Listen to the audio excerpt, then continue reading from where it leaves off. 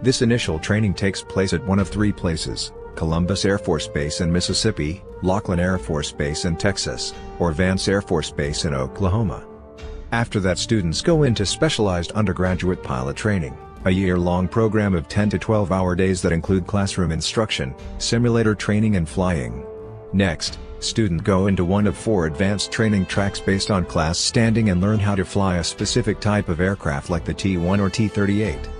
Navy flight training starts at Training Air Wing 5 at NAS Whiting Field, Florida, or Training Air Wing 4 at NAS Corpus Christi, Texas, where student naval aviators learn to fly either the Beechcraft T-6B Texan II or the T-34C Turbo Mentor. This primary flight training teaches the basics of flying in approximately 6 months. Upon successful completion of primary, student naval aviators are selected for one of four advanced flight training paths: E-6B Mercury, multi-engine propeller aircraft, helicopters, or tailhook aircraft. Selection is based on the needs of the service, the student's performance, and, lastly, the student's preference. SNAs selected for tailhook aircraft report to NAS Kingsville, Texas, or NAS Meridian, Mississippi to start the Advanced Strike Pipeline, which takes about 23 weeks. The biggest difference between the USAF and USN training pipelines, what many would say is the biggest difference between the services period, is the fact that Navy pilots have to learn how to land on an aircraft carrier. This is very demanding and time-consuming, and many otherwise talented SNAs find they fall short when it comes to this requirement. After pinning on either silver or gold wings, newly minted fighter pilots report to a variety of operational bases to learn how to fly the airplane they will operate in defense of the nation.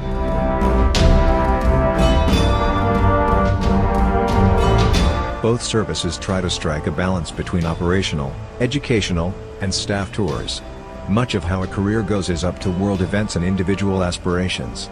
But, in general, pilots get 2 flying tours by the 10-year mark of a career and more after that if they are chosen to command squadrons or air wings. It must also be noted that starting a few years ago, the Air Force has made more drone pilots than fighter pilots annually, something those with long-term career aspirations should keep in mind.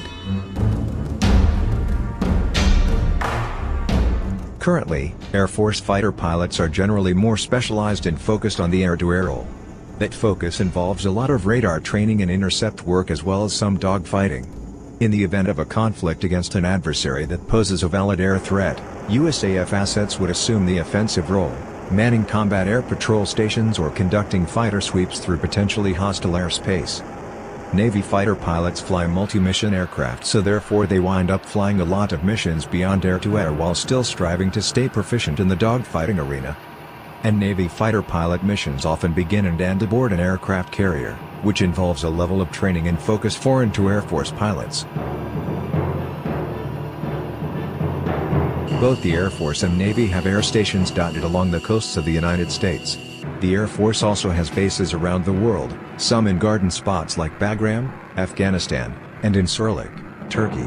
Once again, the big difference between the two services is Navy